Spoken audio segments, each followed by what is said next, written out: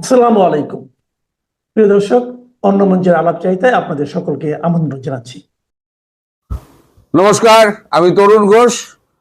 এইটা আমায় খুব ভাবাচ্ছে যে আগের পরিকল্পনা কি ছিল। আগের পরিকল্পনা ছিল রংপুর আর আহ, এটা চট্টগ্রাম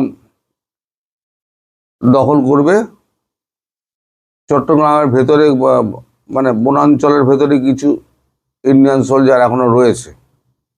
আমি আগের একটা ভিডিওতে বলেছিলাম যে আপনারা 17 জন জামাতি দেহ ফেলে দিয়েছিল, দেওয়ার পর তারপর আমেরিকান সৈন্যরা একবারে পাত্তারি গুটিয়ে ওখান থেকে দামাদাম করে পালিয়ে যায়। কি হচ্ছে বুঝতে পারছে না। তো এই যে যারা এই বন্টনে গিয়ে যারা কাজ করে না, তারা হচ্ছে গিয়ে কমান্ডো বাহিনী। এরা পিঠে 60 কিলোর খাবার দাবার নিয়ে এরা 7 দিন 10 দিন কাটিয়ে দেবে। বনের কোন শাক কোন সবজি পারলে সাপ মেরেও খেয়ে নেবে। এরা দুর্ধর্ষ এরা। আর এরা যখন মারবে তখন মানে পাশের লোকটা জানতে পারবে না যে ও পড়ে গেছে, এমন ভাবে মারবে। তো এখন এই যে 4,60,000 অতিরিক্ত আর 1,20,000 এই যে স্ক্যাটার্ড হয়েতে পুরোটা অঞ্চলটা ঘিরে ফেলছে। আগেও ছিল, পুরোটাই ঘেরা ছিল, এখন যে আরো ঘেরা হচ্ছে, তাহলে কি বুটস অন গ্রাউন্ডস হবে? এই প্রশ্নটা কিন্তু আমাকে ভাবাচ্ছে। আমি কিন্তু এর কোনো উত্তর কিন্তু আমার কাছে নেই এখনো পর্যন্ত। মানে আমি এখনো পর্যন্ত সেরকম কোনো খবর আমি কিন্তু পাইনি যে বুটস অন গ্রাউন্ডস হবে, মানে ভেতরে ঢুকবে।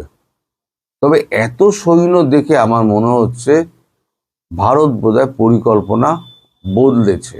এবং ইতিউতি এটা শোনা যাচ্ছে যে রংপুর এপারে এবং গঙ্গার ওপারের রাজশাহীটার দিকেও হয়তো ট্রুপ যেতে পারে।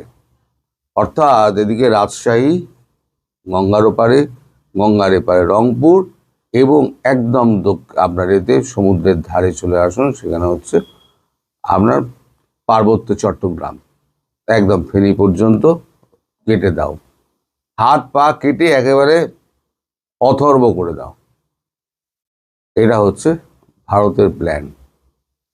আর এই যে আপনার প্যারা এসএফ যেগুলো আছে, প্যারা এসএফ তারা হচ্ছে সব গিয়ে জড়ো হয়েছে আপনার 7 সিস্টারে। এখন দিনরাত আপনাদের এখানে একটাই আলোচনা, সেটা হচ্ছে যুদ্ধের কি পরিকল্পনা।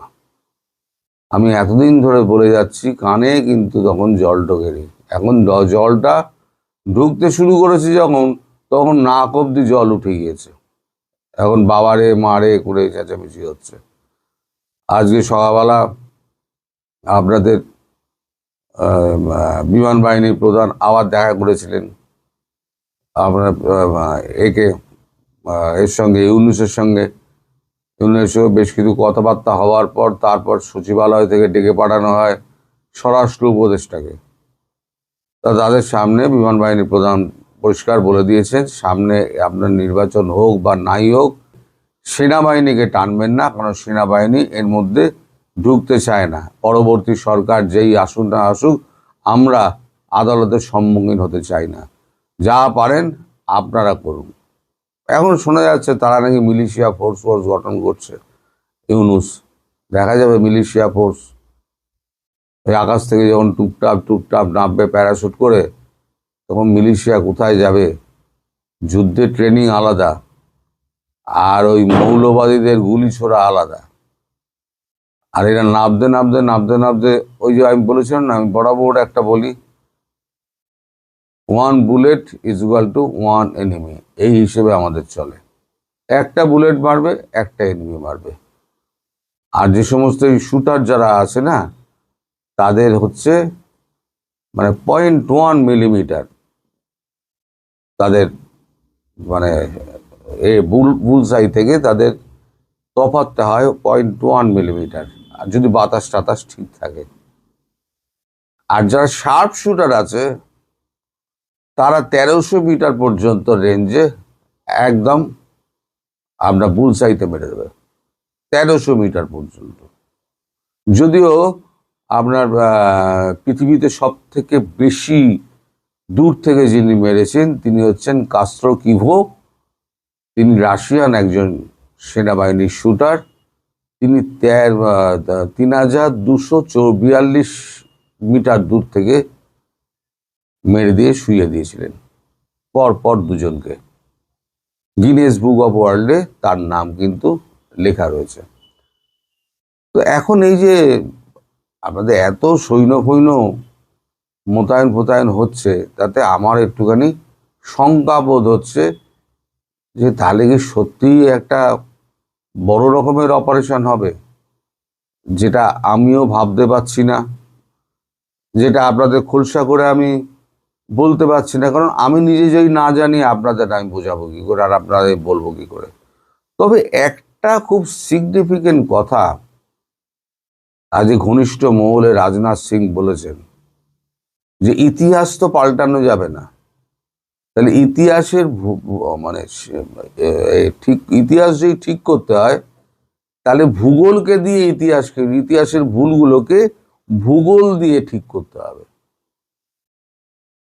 পাকিস্তানকে যেমন বলেছিল সার্কিট থেকে করাচি যাওয়া যায়, এখানে রাজনাথ সিং ঘনিষ্ঠ মহলে বলছেন ইতিহাসের ভুল শোধরাতে গেলে ভূগোল দিয়ে শোধরাতে হবে। সেটাকে যদি আপনি ডিকোড করেন তাহলে ব্যাপারটা এরকম দাঁড়ায় যে 71 সালে যুদ্ধের পরেতে আমরা যে গোটা বাংলাদেশটা তুলে দিয়েছিলেন ইন্দিরা গান্ধী, তখনই আমাদের এই চিকেন নেকের সমস্যাটা মিটিয়ে নেওয়া তার উচিত ছিল। এবং এই যে 93,000 সৈন্যের পাতলুন মানে নাঙ্গা করে পাতলুন খুলে তাদেরকে বন্দি করা হয়েছিল, সেই বন্দি বিনিময় হিসেবে আমাদের কাশ্মীরটা নিয়ে নেওয়া উচিত ছিল। এই দুটোতে উনি ব্যর্থ হয়েছিলেন। বৈদেশিক প্রেসারে, বিশেষ করে রাশিয়ার প্রেসার ছিল ব্রেজনেভের, যে আপনি হাত মিলিয়ে নিন, আপনি এইগুলো করে নিন, না হলে পরে আমরা বেশিক্ষণ প্রেসার রাখতে পারবো না। কারণ রাশিয়াই তো একমাত্র আমাদের সঙ্গে ছিল, আর বাকি তো সারা পৃথিবী আমেরিকার সঙ্গে ছিল এবং পাকিস্তানের সঙ্গে ছিল। তখন পাকিস্তান তো শক্তিশালী দেশ ছিল, ভারত তখন তো ভিখিরি ছিল। সেই অবদান তো আপনারা স্বীকার করেন না। এই যে 4,864 আমাদের যে সেনা শহীদ হয়েছেন, আপনারা 30 লক্ষের মা বোনেদের কথা বারবার বলে যান। ভারতীয় সেনাদের যে অবদান, ভারতবর্ষের যে অবদান, 1.5 কোটি 2 কোটি মানুষকে ঢুকিয়ে তাদের ওই গরিব দেশ সেই সময় খাবার খাওয়ানো, আপনাদের মুক্তিযোদ্ধাদের অস্ত্র সে দিয়ে এখানে ট্রেনিং দেওয়া, সেগুলো কিন্তু আপনারা কোথাও উচ্চারণ করেন না। মানুষ তো ইতিহাস ভুলে যায়। আজকে যারা বলছেন মারুন মারুন মারুন, আমরা বিপদের মধ্যে রয়েছি, অমুক করুন তমুক করুন, আজ থেকে 10-15 বছর বাদে আজকের দিনটা ভুলে যাবেন, আমাকেও ভুলে যাবেন, ইতিহাস সবাই ভুলে যায়। এটা নতুন কিছু নয়। কেউ ইতিহাস মনে রাখে না। একটা প্রজন্ম হয়তো মনে রাখবে, তারপরের প্রজন্ম মনে রাখবে না। তো যাই হোক, ওই রাজনাথ সিং এর ওই কথাটা কিন্তু খুব গুরুত্বপূর্ণ। ইতিহাসের ভুল ভূগোল দিয়ে চেঞ্জ করতে হবে। তার মানে রাজনাথ সিং এর মাথায় এবং আমাদের ডিফেন্সের যারা মাথায় আছে তাদের মাথায় কিছু প্ল্যান ঘুরছে যে ভূগোলের কিছু পরিবর্তন করতে হবে। তবে আমি কিন্তু বরাবর বলে যাচ্ছি যে অখণ্ড বাংলাদেশ থাকবে না। এটা আমি শুরুতেও বলেছিলাম, সেটা এখনো বলছি। কিন্তু এত ট্রুপের সমাহার দেখে না আমার মনে হচ্ছে এর মধ্যে বোধহয় অন্য কিছু গল্প আছে, যে গল্প আমার মাথায় ঢুকছে না, হিসেব আমার মাথায় ঢুকছে না। আর এসব ব্যাপার কাউকে জিজ্ঞেসও করা যায় না মশাই। জিজ্ঞেস করলে তখন তিনি খ্যাঁক করে উঠবেন, আপনার কি দরকার? বেশি জিজ্ঞেস করে মানে কৌতূহল দেখানো তো ভালো নয়। কারণ আমার ভারত কি করছে সেই ব্যাপারে যদি আমি বিদেশে সংবাদ পাচার করি, মানে এই সংবাদ তো বিদেশি অনেক মাধ্যম টাধ্যম দেখে, বিশ্বাস করুক বা নাই করুক সেটা পরের কথা, কিন্তু যখন সত্যি হবে তখন বলবে তো এই লোকটা ঠিক বলেছিল। যেমন আমি যা যা বলেছিলাম দেরিতে হলেও সেগুলো কিন্তু সব সত্য প্রমাণিত হচ্ছে। এবং এখন পর্যন্ত যেটা বাকি আছে, আমি বলেছিলাম বাংলাদেশকে মারবে মারবে এখন, আমি আর একটা কথা কিন্তু শুরু থেকে বলে আসছিলাম, শেখ হাসিনা প্রধানমন্ত্রী হয়েই বাংলাদেশে ফিরবেন। আজও আমি বলছি শেখ হাসিনা প্রধানমন্ত্রী হয়েই বাংলাদেশে ফিরবেন, এবং আওয়ামী লীগ ছাড়া কাউকে ভারতবর্ষ মানে বিশ্বাস করে না। আর ডক্টর ইউনূস তিনি এখন, তার তো বলেছি আমিও, তার একটা করুণ পরিণতি হবে, তার যা পরিণতি হবে সে পরিণতির কথা তিনি ভাবতে পারছেন না। তার কি করুণ করুণ পরিণতি হবে। লোকটা পাগল হয়ে গিয়েছে নাকি বয়স হয়ে যাওয়াতে তিনি অবুঝ হয়ে গিয়েছেন, মস্তিষ্ক কাজ করছে না, যখন তখন যা খুশি তাই বলে দিচ্ছেন, যখন তখন যা খুশি তাই করে দিচ্ছেন, সিদ্ধান্ত নিয়ে নিচ্ছেন। আমার মনে হয় লোকটার মস্তিষ্ক বোধহয় ঠিকঠাক কাজ করছে না। কিন্তু মস্তিষ্ক কাজ না করলেও আপনার অ্যাক্ট যেগুলো আছে সেগুলো কিন্তু লেখা থাকছে নির্দেশিকা হিসেবে, যার বাস্তবায়ন মাঠে পড়ছে। আমি বললে তো খুব খারাপ হয়ে যাব, এই সব কটা ওপরের লোক সব কটা 2 নম্বর, সব কটা 2 নম্বর, গোছা গোছা পয়সা মেরেছে, পয়সা মেরে বিদেশে গিয়ে ফুর্তি করছে। তারা বিদেশে মিটিং করে 5 স্টার হোটেলে লবিতে, সেখানে আমার ঢোকা বারণ। এই তো হচ্ছে তাদের লাইফস্টাইল। আমি দেখে ফেলবো না, যদি কড়া প্রশ্ন করে ফেলি, আমার ফোনও ধরেন না, SMS উত্তরও দেন না। এই তো সব চরিত্র, এদেরকে নিয়ে ঘর করেছেন শেখ হাসিনা, তার জন্য আজকে এই বিপদ তার ঘাড়ে এসে পড়েছে। আমি জানি না এর থেকে ওনার শিক্ষা কি, কি শিক্ষা উনি দেবেন তা আমি জানি না। তবে ভারতবর্ষ যা বোঝানোর বুঝিয়ে দিয়েছেন, এবার উনি ফিরে গিয়ে ওনার মতো করে দেশ চালাবেন। এবার দেখা যাক উনি কিভাবে দেশ চালান। ভারতের কাজ ভারত করে দেবে। আর আপনারা নিশ্চিন্ত থাকুন যে হ্যাপি দিওয়ালি, আগেও বলেছি হবে, এখনো বলছি হ্যাপি দিওয়ালি হবেই, যে কোনো দিন, যে কোনো মুহূর্তে, যে কোনো সময়। আজ রাতেও হতে পারে, 7 দিন বাদেও হতে পারে। তবে সৈন্য সমাবেশ যে হারে বাড়ছে তাতে আমার মনে হচ্ছে খুব একটা দেরি হবে না। আর রাজনাথ সিংয়ের ওই ঘনিষ্ঠ মহলে ওই যা কথার আদান প্রদান, তাতে এই যে ইতিহাসের ভুল ভূগোলকে দিয়ে ঠিক করতে হবে, এটা খুব অর্থবহ। সুতরাং আপনাদের বাংলাদেশ অখণ্ড থাকছে না, এটা হলো গিয়ে হেডলাইন। আপনার বাংলাদেশ অখণ্ড থাকছে না। সবাই আমেরিকার একটা বাইঞ্চত আছে না, আমেরিকায় উদ্বাস্ত ওই ওই ইল্লু বাইঞ্চত 16ই ডিসেম্বরে কয় বাল দিবস। হ্যাঁ ঠিক, 16ই ডিসেম্বর আসলেই বাল দিবস। কিন্তু বাল দিবসটা কেমনে জানোস খানকির পোলা? ওই দিন আমরা যারা স্বাধীনতার পক্ষের শক্তি, যারা বাংলাদেশের 99% জনগণ, তারা ওই রাজাকারের বাচ্চা গদিয়া, তোর মা আর তোর বাপ গদিয়া আমগো বাল চাচাইছিলাম। কুত্তার বাচ্চা, এর লিগে বাল দিবস। কারণ আমরা তগদিয়া স্বাধীনতা বিরোধী গদিয়া আমাদের পূর্বপুরুষরা যারা স্বাধীনতার পক্ষে সংগ্রাম করছে তাকে বাল চাচাইছিলাম। বুঝছস খানকির পোলা? অবশ্যই বাল দিবস, অবশ্যই সেই হিসেবে বাল দিবস, সেই হিসেবে অবশ্যই বাল দিবস। কারণ আমগো বাল মাঝে মাঝে বড় হয়ে গেলে তখন মতো খানকির পোলা গদিয়া পাখির বীজ গদিয়া বাল চাচাই আমরা, তর দিয়াও চাচামো কুত্তার বাচ্চা। শোন, ওই বইয়ের রেফারেন্স এই বইয়ের রেফারেন্স দিয়ে কোনো লাভ নাই। ইনস্ট্রুমেন্ট অফ সারেন্ডার পড়ছস? মূর্খের বাচ্চা, তুই তো গ্রাজুয়েশনও পাস করিস নাই, কুত্তার বাচ্চা ফকির নির্পোলা।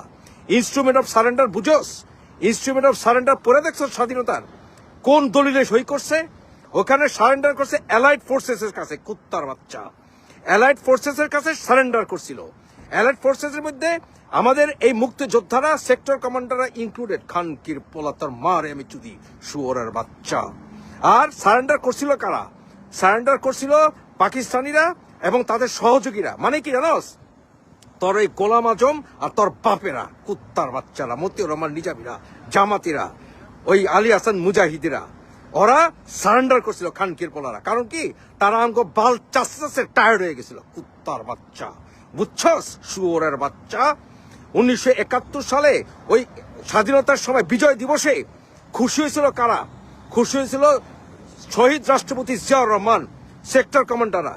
তাহলে কি শহীদ রাষ্ট্রপতি জিয়াউর রহমানেরও মনে হয়েছিল এটা বাল দিবস? কুত্তার বাচ্চা, তুই বিএনপির গুণগান গাইতে চাস? কুত্তার বাচ্চা, তুই একটা কাজ করস না, তুই তারেকরে জিগা, দেখি তারেক তো এমনি কুলাঙ্গার, কত বড় কুলাঙ্গার আমি দেখতে চাই, যে ওই মনে করে কিনা 16 ডিসেম্বর বাল দিবস। কুত্তার বাচ্চা। কারণ জিয়াউর রহমান নিজে সেই সময় জয়ধ্বনি দিছিলেন, কারণ উনি সেক্টর কমান্ডার ছিলেন, ওনার চোখের পানি পড়ছিল। কুত্তার বাচ্চা, সেক্টর কমান্ডারদের বিজয়ের চোখের পানি পড়ছিল। কুত্তার বাচ্চা। আর তোদের বাপকে পাশার মধ্যে লিখতেছিল মুক্তিযোদ্ধারা, পাশার মধ্যে লিখতেছিল অ্যালাইড ফোর্সেসরা। কুত্তার বাচ্চা, তুই 16 ডিসেম্বরে কস তুই বালের দিবস। তোর হোগা দিয়া একবার আমরা লেওরা ঢুকাইছিলাম, আবার ঢুকামু। কুত্তার বাচ্চা, বাংলাদেশের বিজয় দিবসে তুই অপমান করস। শুয়োরের বাচ্চা, তোর মারে কাঁধে খারা চোদা দিই। কুত্তার বাচ্চা। আমারে মানুষ কয় মুফাসসির ইসলাম মুখ খারাপ করেন কেন? আরে মুখ খারাপ কেন? এইরকম কুত্তার বাচ্চা গলিকা ধন খারাপ করা উচিত। কুত্তার বাচ্চা চোদা দিয়া। রাশিয়ার প্রেসিডেন্ট ভ্লাদিমির পুতিন নয়াদিল্লি ছেড়ে দেশের পথে রওনা দেওয়ার প্রায় সঙ্গে সঙ্গে আমেরিকা থেকে এক ঝাঁক প্রতিনিধি ছুটে এলেন ভারতে বাণিজ্য শুল্কের আলোচনা চূড়ান্ত করতে। শুনতে পাচ্ছি যেসব বিষয়ে এতদিন সিদ্ধান্তে পৌঁছানো যাচ্ছিল না, পুতিন এবং পুতিনের ভারত সফরের পর সেই বিষয়গুলো নিয়ে আর দেরি করতে চায়নি আমেরিকা, সেগুলো চূড়ান্ত হয়ে গেছে এবং ভারত আমেরিকা বাণিজ্য শুল্ক চুক্তি কয়েকদিনের মধ্যে সই সাবুত হয়ে যাবে। এই আলোচনা দিয়ে শুরু করলাম বটে, কিন্তু যে বিষয়টি নিয়ে কথা বলবো এখন, একদিক দিয়ে সেটা বাণিজ্য শুল্কের চেয়ে আরও অনেক বেশি গুরুত্বপূর্ণ। সেটা হলো ভারতের সুরক্ষা, সেই সমস্ত ব্যাপার নিয়ে। দিল্লিতে ভারত আমেরিকার দুদিনের সন্ত্রাসবাদী বিরোধী বৈঠক হয়ে গেল। দিল্লিতে হওয়া এই দুদিনের ভারত আমেরিকা বৈঠকে দুপক্ষ সন্ত্রাসবাদের বিরুদ্ধে সহযোগিতা আরও গভীর করেছে। বিশেষ করে পাকিস্তান ভিত্তিক জঙ্গি সংগঠন আইএস, আল কায়দা, এদের ওপরে আরও শক্ত করে প্রতিবন্ধ লেগে গেল। ড্রোন, এআই ব্যবহার ও টেরর ফান্ডিং ঠেকানোকে কেন্দ্র করে কৌশলগত সমন্বয়কে নতুন স্তরে তুলে নিল ভারত আমেরিকা দুই দেশ। কারা যেন বলছিল আমেরিকা এখন ভারতকে ছেড়ে পাকিস্তানকে এবং পাকিস্তানের পোলা বাংলাদেশের সন্ত্রাসী সংগঠনগুলোকে নাকি কোলে তুলে নিয়েছে। তাদের উদ্দেশ্যে বলবো, ভালো করে এই প্রতিবেদনটা শুনুন। গত কিছুদিন ধরে বলে যাচ্ছি, গত কয়েক মাস ধরে বেশ কিছু বেগরবাই করার পর ট্রাম্প সাহেব অবশেষে ঠিক লাইনে ফিরছেন নানান চাপের ফলে। সেই ফেরার এক নমুনা হলো এই দুদিনের বৈঠক। পাকিস্তানে ও বাংলাদেশে সন্ত্রাসবাদের চাষ করে যারা, ভারতকে টুকরো টুকরো করার স্বপ্ন দেখছিল যারা, তারা ভালো করে আমার এখনকার এই প্রতিবেদনটি শুনবেন। নয়াদিল্লির এই বৈঠক মূলত দুইটি প্ল্যাটফর্ম মিলে অনুষ্ঠিত হয়। একটা প্ল্যাটফর্ম ছিল 21তম India USA joint working group on counter terrorism এবং দ্বিতীয়টি হলো 7ম ডেজিগনেশনস ডায়ালগ। স্থান নয়াদিল্লি। দুদিন ধরে প্রযুক্তিগত ও কর্মপর্যায়ের আলোচনার পর 6 ডিসেম্বর দুই দেশ যৌথ বিবৃতি প্রকাশ করে। বৈঠকে ভারতের পক্ষে নেতৃত্ব দেন doctor Binod Bahade, joint secretary counter terrorism, পররাষ্ট্র মন্ত্রণালয়, ভারত সরকার। আর আমেরিকার পক্ষে নেতৃত্ব দেন Monica Jacobson, senior bureau official, bureau of counter terrorism, US department of state, সেখানকার তিনি কর্ত্রী। বৈঠকের প্রধান বার্তা হলো সন্ত্রাসবাদের বিরুদ্ধে ভারত ও আমেরিকার যৌথভাবে অবস্থান, সমস্ত রকমের সন্ত্রাসবাদকে বিনা শর্তে নিন্দা।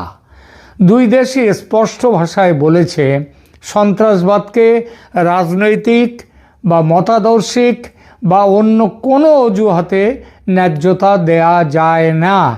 এতদিন আমেরিকার কাছে আমেরিকা নিজে যাদেরকে সন্ত্রাসবাদী বলতো তারা তাদের কাছে খারাপ, কিন্তু ভারতে যারা সন্ত্রাস চালাতো পাকিস্তানি মদতপুষ্ট তাদেরকে সন্ত্রাসী বলার আগে আমেরিকা 10 বার ভাবতো, অনেক সময় এটা বলতো না। ক্রস বর্ডার টেররিজমের বিরুদ্ধে অবস্থান নিয়েছে এই বৈঠক। যৌথ বিবৃতিতে ক্রস বর্ডার টেররিজম শব্দ ব্যবহার করে ভারতের নিরাপত্তা উদ্বেগ, যা মূলত পাকিস্তানি উৎসের সন্ত্রাস, সেটাই সরাসরি কিন্তু প্রতিফলিত হয়েছে এই বৈঠকে। এখানেই শেষ নয়, দোষীদের জবাবদিহি নিশ্চিত করার প্রতিশ্রুতিও দিয়েছে আমেরিকা। ভারতীয় ভূখণ্ডে সাম্প্রতিক হামলাগুলোর ঘটনায় জড়িতদের বিরুদ্ধে কঠোর পদক্ষেপের উপর জোর দেওয়া হয়েছে। এই প্রসঙ্গে বিশেষভাবে উঠে এসেছিল বৈঠকে 22 এপ্রিল 2025-এর পেহেলগাঁও হত্যাকাণ্ডের কথা, যা ছিল অপারেশন সিন্দুরের ফ্ল্যাশ পয়েন্ট। এছাড়া উঠেছিল 10 নভেম্বর 2025-এ দিল্লির লালকেল্লার কাছে সন্ত্রাসী হামলা। এই ঘটনায় উঠে এসেছে বাংলাদেশি সন্ত্রাসীদের সম্পৃক্ত থাকার কথা। এই দুই ঘটনায় জড়িতদের শাস্তি নিশ্চিত করতে আন্তর্জাতিক সহযোগিতা ও তথ্য আদান প্রদানের গুরুত্ব তুলে ধরা হয়েছে। এর অর্থ বাংলাদেশের সন্ত্রাসীদের বিরুদ্ধে অপারেশনের সবুজ সংকেত পেয়ে গেল ভারত। আলোচনার মূল থিম ছিল নিরাপত্তা ইস্যু। বৈঠকে ট্র্যাডিশনাল এবং এমার্জিং দুই ধরনের হুমকি নিয়েই আলোচনা হয়। সন্ত্রাসী নিয়োগ মানে terrorist recruitment, online propaganda, social media ও চরমপন্থী নেটওয়ার্কের মাধ্যমে নতুন সদস্য সংগ্রহ যেভাবে হচ্ছে সেটা কিভাবে ঠেকানো যায় সে বিষয়ে আলোচনা ও সিদ্ধান্ত হয়েছে।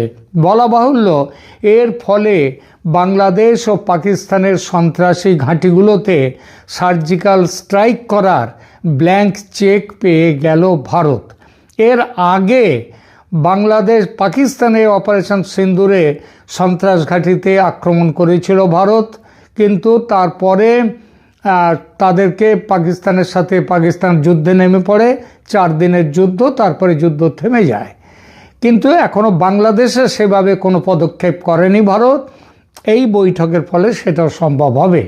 বৈঠকে পাকিস্তান ভিত্তিক জঙ্গি গোষ্ঠী ও ইউনাইটেড নেশনস 1267 এই বিষয়ে এই প্রথম স্পষ্ট অবস্থান নিল আমেরিকা। লস্করে তৈবা, জৈশ-ই মোহাম্মদ, এদের প্রক্সি, স্পন্সর, ফান্ডার ও ব্যাকারদের বিরুদ্ধে ব্যবস্থা জোরদার করার জন্য যৌথ সিদ্ধান্ত গৃহীত হয়েছে। UN 1267 স্যাংশনস রেজিমের আওতায় অতিরিক্ত ডেজিগনেশন মানে তালিকাভুক্ত হয়েছে। গ্লোবাল অ্যাসেট তাদের ফ্রিজ করা হবে, মানে যেখানে সারা পৃথিবীতে তাদের সম্পদ আছে সেগুলো জব্দ করা হবে। তাদের ভ্রমণ নিষেধাজ্ঞা দেওয়া হবে। আর্মস এম্বার্গো অর্থাৎ অস্ত্র সরবরাহ নিষেধ করা হবে। ভারত বিশেষভাবে ধন্যবাদ জানিয়েছে মার্কিন পররাষ্ট্র দপ্তরকে, কারণ তারা দ্য রেজিস্ট্যান্স ফ্রন্ট বা TRF যারা পহেলগাঁও হত্যাকাণ্ড করেছিল তাদেরকে ফরেন টেররিস্ট অর্গানাইজেশন হিসেবে স্পেশালি ডেজিগনেটেড গ্লোবাল টেররিস্ট হিসেবে ঘোষিত করে দিয়েছে আমেরিকা। এটি এলইটির একটা প্রক্সি সংগঠন এবং পহেলগাঁও হামলার দায় তারাই নিয়েছিল। যৌথ বিবৃতিতে ও সংবাদ প্রতিবেদনে কয়েকটি প্র্যাকটিক্যাল কোঅপারেশনের কথাও এসেছে, সে ব্যাপারেও সিদ্ধান্ত হয়েছে। সব মিলিয়ে সন্ত্রাসবাদের বিরুদ্ধে লড়াইয়ে ভারত ও আমেরিকার এই হাত মেলানো এক নতুন যুগের সূচনা করল। এবার বলবো অল্প কথায় ভারতের কৌশলগত লাভ কী হলো এবং বাংলাদেশের সন্ত্রাসী সংগঠনগুলো এবং যারা বাংলাদেশে সন্ত্রাসীদের মদদ দিচ্ছে ভারত ভাঙার জন্যে, তাদের জন্য এই বৈঠকের সিদ্ধান্তের প্রভাব কি হতে পারে সেই বিষয়টি। এই বৈঠকটি ভারতের জন্য অত্যন্ত কৌশলগত লাভজনক হয়েছে, বিশেষ করে বর্তমান বাংলাদেশ পরিস্থিতির প্রেক্ষিতে, যেখানে পাকিস্তান ভিত্তিক জঙ্গি সংগঠনগুলো এবং স্থানীয় সন্ত্রাসী দলগুলো ক্রমবর্ধমান হুমকি তৈরি করছে।